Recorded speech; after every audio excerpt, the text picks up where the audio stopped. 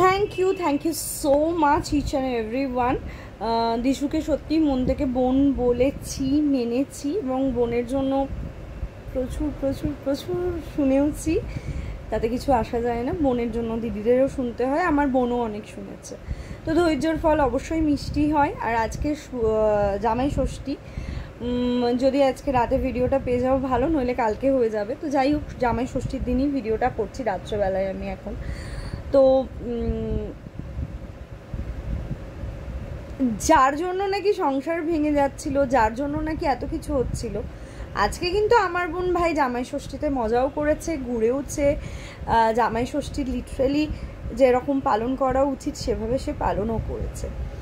কিন্তু যার জন্য আমার বোনের জন্যই তো সংসার ভেঙে যাচ্ছিল, আমার বোনই নাকি কিছু করতে দিচ্ছিল না। না, তাহলে আজকে আমার বোন তো কারুর পথের কাঁটা নেই, তারপরেও এরকম কেন? জামাই ষষ্ঠীর জন্য সমস্ত কিছু নিয়ে গিয়ে, যদি ঘরে যেভাবে ঘরে দিয়ে এসছিল সেরকমভাবে আজকে সমস্ত ষষ্ঠীর সমস্ত কিছু নিয়ে তার বাড়িতে গিয়ে উপস্থিত হয়ে ষষ্ঠী করতেই তো পারতো না? যে আমি আমার মেয়ের সংসার করানোর জন্য আজকে সমস্ত কিছু নিয়ে এসেছি, করতে হবে, চলো জামাই ষষ্ঠী করি। কারণ আমি যতদূর জানি, ভাই যাকে আমি নিজের ভাইয়ের মতো ভাবি, ভাই বলি, আমার ভাইও, সেও কিন্তু জামাই ষষ্ঠী করতে চেয়েছিল। ঠিক আছে, আমাদের বাড়িতে হচ্ছে না, শ্বশুর বাবা মানছেন না, তো কি হয়েছে? শাশুড়ি মা বউ চলে এসেছে বাড়িতে, একই বাড়িতে বৌমা ষষ্ঠীও হবে, জামাই ষষ্ঠীও হবে, সেলিব্রেট করব। ইচ্ছে থাকলে অনেক রকমই উপায় থাকে, তাই না? সারাক্ষণ শুনে গেছি আমার বোনের জন্য সংসার হয়নি, আমার বোন নাকি খারাপ, আমার বোন নাকি বাজে। আমার বোন কিন্তু কারুর রাস্তার আর কোনো কাটা নেই। আমার বোন কিন্তু সে তার নিজের মতো, তার নিজের দুনিয়ায় সে যথেষ্ট ভালো আছে, খুব হ্যাপি আছে। এবং তার যে মানুষটা তার জীবন সঙ্গিনী, তার মতো মানে সঙ্গী, তার মতো সত্যিই মানুষ হয় না, সত্যিকারের মানুষ হয় না। যথেষ্ট বুদ্ধিমান, যথেষ্ট ভালো, যথেষ্ট মানে যেরকম একটা মেয়ে চেয়ে থাকে সেরকমই একজন পুরুষ। সব থেকে বড় বিষয় হচ্ছে মানে লাইফ পার্টনার, একে অপরকে দুজনকে সম্মান দেওয়া, সেই জিনিসটা সে যথেষ্ট ভালোভাবে, মানে দুজনের মধ্যেই সেই জিনিসটা আছে। একটা সম্পর্কে যখন সম্মানটাই চলে যায় তখন এরকমই অবস্থা হয়। তাই অকারণে যারা এতদিন আমার বোন মানে দিশানিকে যারা এতদিন বলে গেছো সংসার ভেঙেছে, সংসার ভেঙেছে, সংসার ভেঙেছে, সংসার ভেঙেছে, আজকের ডেটে কিন্তু সে বেশ ভালো রকমই আছে। সে জামাই ষষ্ঠী পালন করলো, কিন্তু কি হলো অ্যাকচুয়ালি কি বলো তো, খারাপ লাগে বলতে। খুব সত্যি কথা বলবো, ওই যে শুনেছিলাম 10 লাখ টাকা কানে এসছিল না, তোমরাও জানো সবাই। কি বলতো, মেয়েদের ডিভোর্স দিয়ে খোরপোশ নেওয়ার, এটা একটা খুব সুন্দর ব্যবসা আমি মনে করি। এরকমই দেখছি অ্যাকচুয়ালি, এইটাই দেখছি, কি করে ফাঁসিয়ে টাকা নেবে। কারণ সেই এক্সপিরিয়েন্স তো আরেকজনেরও আছে, তাই না? আরেকজনেরও তো সেম এক্সপিরিয়েন্স আছে। কেন সমস্ত কিছু নিয়ে, মেয়েকে নিয়ে, ভাই আমার মেয়েকে নিয়ে আমি তখনও গিয়েছিলাম, আজ পর্যন্ত কোনোদিন দেখিনি যে প্রীতমদের বাড়ি থেকে নোংরা বাজে ব্যবহার বা খারাপ ব্যবহার, দুর্ব্যবহার। অ্যাটলিস্ট প্রথম দিনে তো করতেই পারতো প্রীতম, প্রথম দিন তো করতেই পারতো, কোনোদিনই প্রীতমরা করেনি। আগের দিন যে লাইভের যে জিনিসগুলো, যে রেকর্ডিং তোমরা সবাই শুনেছো, তাই না? অ্যাকচুয়ালি চাই না, যখনই সন্তান মানে শ্বশুরবাড়ি চলে যাচ্ছে তখনই বাবা বাড়ি ছাড়া হয়ে যাচ্ছে, যখনই সন্তান চলে আসছে বাড়িতে তখনই বাবা বাড়িতে থাকছে। এ কেমন বাবা রে বাবা, বাবা রে বাবা। হাজবেন্ড ওয়াইফের ঝগড়া হলে কোন বর তার বউয়ের গয়না খুলে নেয়? আজকে বলবো, কারণ আজকে বলার জায়গা তৈরি করে দিয়েছে দিশানি আমাকে, সত্যিকারের তৈরি করে দিয়েছে। আর খারাপ লাগছে যে কটা মানুষ পাগলের মতো ওকে সাপোর্ট করে গেল, নিজেদের খুব সময়টা তো খুব দামি জিনিস, সেই সময়টাও নষ্ট করে, সময়, এনার্জি, নিজেদের কি বলবো পাওয়ার সমস্ত কিছু যেই জায়গায় যে মেয়েটার পেছনে ঢাললো, একটু কথাও শোনে না। শুধু মেয়ে কেন, মেয়ে মা কেউ শোনে না। তাদের কথা মতো চলে দেখতে পারতো তো। আজকে অনেকে নেগেটিভ ওয়েতে অনেকে বলেছে দিশানির উচিত বিয়ে করে নেওয়া, অন্য কোথাও চলে যাওয়া, সবাই বলেছে। আমি না হয় কাছে ছিলাম, আমি বা আমরা অনেকেই কাছে ছিলাম, যারা খুব ক্লোজ তারা ওকে বলেছি, অনেক বলেছি। আমরা ওর কাছে ঢাল হয়ে দাঁড়িয়েছিলাম, সে আমি হই, সে আর এক মিলি, মুন্না, অনেকেই আছি আমরা ওর কাছে ঢাল হয়ে ওর সাথে হাতে হাত মিলিয়ে দাঁড়িয়েছিলাম। হয়তো পাশে সবসময় সবাই পারিনি, বিশেষ করে আমি আর মুন্না, বাট বাকিরা ওর পাশে অলওয়েজ ছিল। আমরা বুঝিয়েছি, ঢাল হয়ে পাশে দাঁড়িয়েছি, ওর দুঃখের সময়, ওর কান্নার সময় ওর পাশে থেকেছি। কিন্তু আমরা বারবার বলেছি যে যখন কষ্ট পাচ্ছিস সরে আয়। আমাদের কথা শুনেছে। কিন্তু এই যে মা মেয়ে এদের পাশে যারা দাঁড়িয়েছে তারা তো সম্মানীয় ব্যক্তি, তাই তো? আমি এখনো কাউকে অসম্মান করিনি, করবও না, কাউকে কোনোদিনই অসম্মান করবো না। তোমরা তো জানো কে কি জায়গা হেনা তেনা। তো সেখানে দাঁড়িয়ে তাদের কথাকেও মানে তুড়ি মেরে উড়িয়ে দিয়েছে। যখন প্রয়োজন বোধ করেছে তাদেরকে নিয়ে মাথায় তুলে নেচেছে, আর যখন প্রয়োজন বোধ করেনি তাদের কথা তুড়ি দিয়ে উড়িয়ে দিয়েছে। তাদেরকেও জানানোর প্রয়োজন করেনি। দুদিন আগেও যখন গিয়েছিল প্রীতমদের বাড়িতে, যে কেউই হোক না কেন, একটা মানুষ যখন আমাকে এত ব্যাকআপ দিচ্ছে, তার সাথে তো একটা ডিসকাশনে আসা যায় যে আমি এটা করব, তোরা বল, বা তুই বল কি করব, বা তুমি বলো বা আপনি বলো কি করব। এইটুকু তো ডিসকাশনে আসাই যায়। লোকেই ভিউজ কামাচ্ছে, মা মেয়েকে বিক্রি করে ভিউজ কামাচ্ছে না। বাবা হাফ প্যান্ট পরে মেয়ে মানে এসছে, হাফ প্যান্ট পরে বাথরুমে ঢুকছে, সেইটুকু দেখাতেই হবে। আরে এখান থেকে যদি আমি দেখি আমার মানে এঞ্জেল এদিকে যাচ্ছে, আমি এঞ্জেলকে তোমাদের দেখাতে চাইছি না, আমি তো ক্যামেরা এইভাবে ঘুরিয়ে নেব, এই অপশনটা তো রয়েছে। আমি যখন বুঝতে পারছি এদিক থেকে ও এদিকে ঢুকবে, এখানটাতে বাথরুম, আমি তো ক্যামেরা শার্ট ঘুরিয়ে নেবো, দেখাবো না, ওপরে তুলে দেবো, দেখাবো না। কিন্তু দেখাতে তো হবে, না দেখালে তো কাজ হবে না। সবসময় সবার মুখ সবাই বিক্রি করে, তাই না? অনেক শুনেছি, আজকে সত্যিকারের বলার টাইম, তাই বললাম। এর থেকে অনেক বেশি বলা উচিত, কারণ অনেক বেশি জুতো, লাথি, গালাগালি অনেক খেয়েছি। সত্যি বলছি, বলার কথা, কিন্তু বলতে না ভালো লাগে না। কারণ কোথাও একটা গিয়ে বারবার চেয়েছি যে না, আমার ভাইটার জীবনটাও তো ঠিক হোক, ঠিক যেভাবে আমার বোন দিশুর জীবনটা ঠিক হয়েছে, দিশানি যেমন ভালো আছে, ও ঠিক থাকুক। একবার হলেও চেষ্টা করা যেতেই পারে। ওই মেয়েটাই বা কেন ডিভোর্সের ট্যাগ কপালে লাগবে? সত্যি বলছি, কোনোদিন চাইনি কোনোদিন কারুর মধ্যে ডিভোর্স হোক, কোনোদিন চাইনি। সেও তার সংসারে ফিরে যায়, কিন্তু সংসার করার উপযোগী মানুষই নয় সে, মেয়েটাই নয়। নইলে একটা মানুষ এত কিছু দিচ্ছে, টাইম তো লাগেই। 11 মাসের ডিস্টেন্স, 1 মাসে তো সেটা শেষ হয় না। ধৈর্য নিয়ে, সময় নিয়ে শ্বশুরবাড়িতে গিয়ে বসে থাকা, তাকে টাইম দেওয়া, শ্বশুর শাশুড়িকে আদর যত্ন করা, মুখে মুখে খিস্তি দিলে, গালাগালি করলে তো হয় না, তাই না?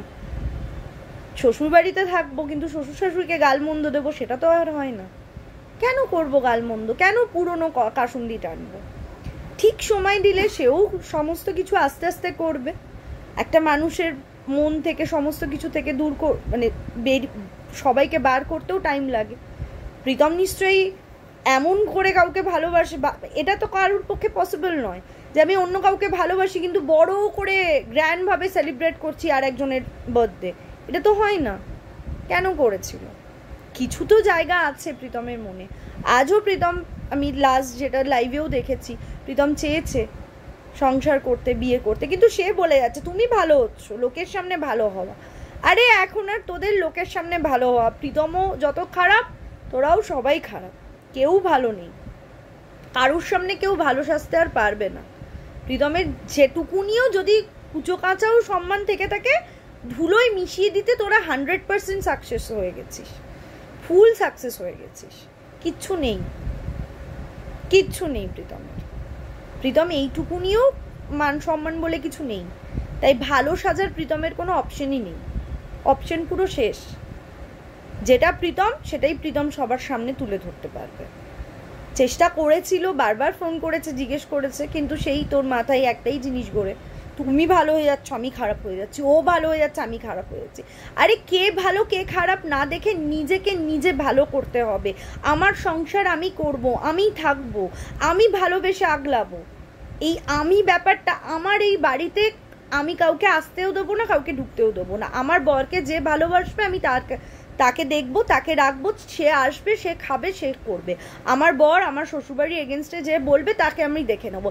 এই জিনিসটা শুধু দুদিনের জন্য রাখলে হবে না, সারা জীবন রাখতে হবে, তবে গিয়ে কেউ কিছু পায়।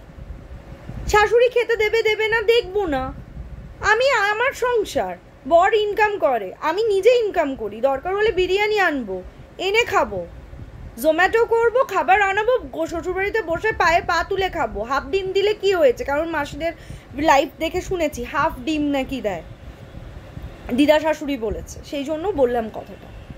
আজকালকার জোম্যাটোর দুনিয়ায় আমি কেন কারোর আন্ডার কন্ট্রোলে থাকবো, যেখানে আমি নিজে ইনকাম করি। সবাইকে উল্টে আমাকে যদি আমার শ্বশুরবাড়ির লোক খেতে না দেয়, আমি উল্টে আরও 4 প্লেট খাবার আনিয়ে বলবো তোমরাও খাও আমিও খাবো। কারণ এরকম ছোট কম করে আমার মা বাবা আমাকে খাওয়া শেখায়নি।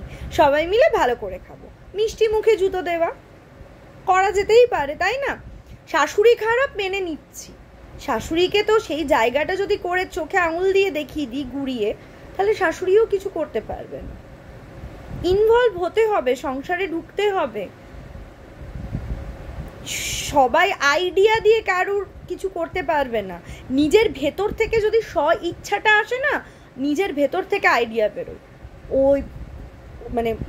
ওই বয়সে অনেক মেয়ে মা হয়ে গিয়ে বাজে বাজে ভাবে গ্রামের, এখন যেহেতু ইউটিউবে অনেক কিছুই তো দেখি, অনেক চ্যানেল আছে যেখানে এই পরকীয়া, শ্বশুরবাড়ি, এই সমস্ত দেখি, ভিডিওগুলো আসে মাঝে মাঝে, এদের এই অত্যাচারে এই ভিডিওগুলোও আসে মাঝে মাঝে।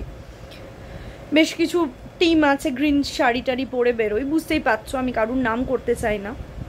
ওনাদের দেখেছি ভালো রকমভাবে, ভালো ভালো ফ্যামিলিতে দেখেছি, বাচ্চা বাচ্চা মেয়েরা এই রকম করে বলেছে আমি আমার সংসার থেকে বেরোবো না, আমি এখানেই থাকবো, আমি এখানেই মরলে বাঁচলে এখানেই থাকবো। খাবার আনিয়ে দিচ্ছে বাইরে থেকে, খাবার দিয়ে যাচ্ছে, এরকমও দেখেছি। নিজে চালে ডালে ফুটিয়ে নিজের মতো খাবে, কিন্তু তবু শাশুড় ওখান থেকে বেরোবো না, এরকমও মেয়ে দেখেছি। কাউকে ঢুকতেও দেবো না, কাউকে বেরোবো না।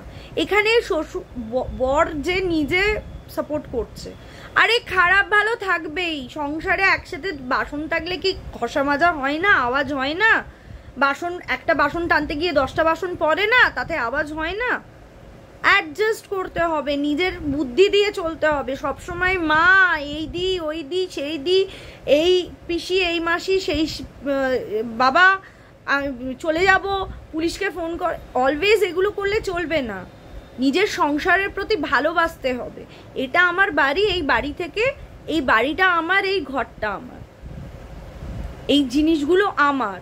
শাশুড়িকে বোঝাতে হবে এতদিন এটা তোমার সংসার ছিল, আজ থেকে এটা আমার সংসার, তোমার আমার সমান অধিকার, প্রতিটা ঘরের জিনিসের সমান অধিকার। আমাকে তুমি দরজা লক করে বেরিয়ে যেতে পারো না, অলওয়েজ আমার সাথে তুমি বেরোতে পারো না, বলতে হবে। অধিকার কেউ দেয় না, অধিকার নিয়ে নিতে হয়। হয় ভালোবাসায় অর্জন করতে হয়, নইলে জোর করে ছিনাতে হয়। যদি ভালোবাসা দিয়ে অর্জন করতে না পারো, জোর করে নিয়ে নাও। আমি আমার বর এখন বেরোবো, পরে তুমি বেরিও, তোমার জন্য নিয়ে আসবো। যদি কেউ না ছাড়ে তাই করবি, বলবে, কেউ তো বারণ করছে না, বলতে করতে কেউ বারণ করছে না। যদি সেই জায়গাটা দেয়, সে মহিলা সারাক্ষণ ভাবে রাস্তায় বেরিয়েও যদি এর অশান্তি হয়।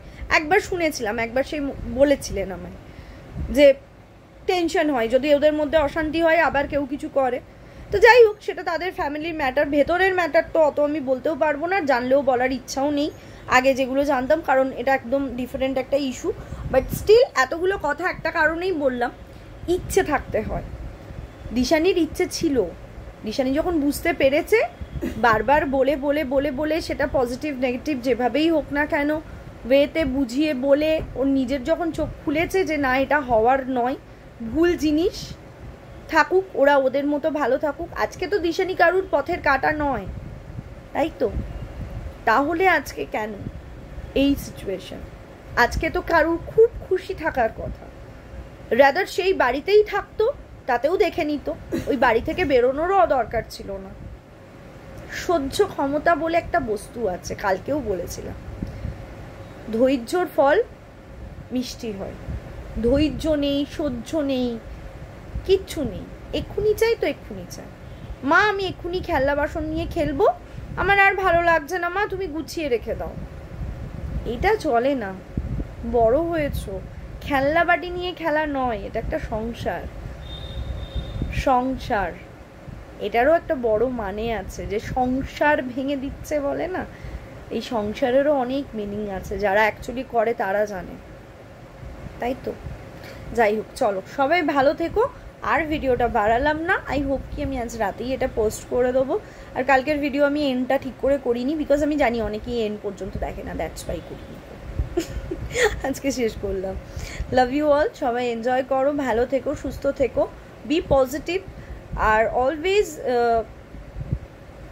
একটাই কথা বলবো, ভালো সময় খারাপ সময় যে তোমাদের পাশে থাকে তাকে সারা জীবন কোথাও না কোথাও মনে রাখা উচিত, এইটুকুই বলবো। সবসময় সকলের পাশে থেকো, ভালো থেকো। আর খারাপ কথা বলার আগে দুবার ভাবা উচিত। এই যে এতদিন দিশানিকে নিয়ে, আমাকে নিয়ে অনেক খারাপ কথা, অনেক বাজে মন্তব্য, আমি নাকি কারোর সঙ্গে কারোর যোগসূত্র করে দিচ্ছিলাম, বলে দিয়েছো, মুখ আছে বলে দিয়েছো, কিন্তু যাকে বলেছো তার কতটা কষ্ট হয়েছে সেটা একবারও ভেবে দেখো। আজকে দেখো সবাই তোমরা ভুল প্রুফ বলে। ভালো লাগলো কি? Bye, good night.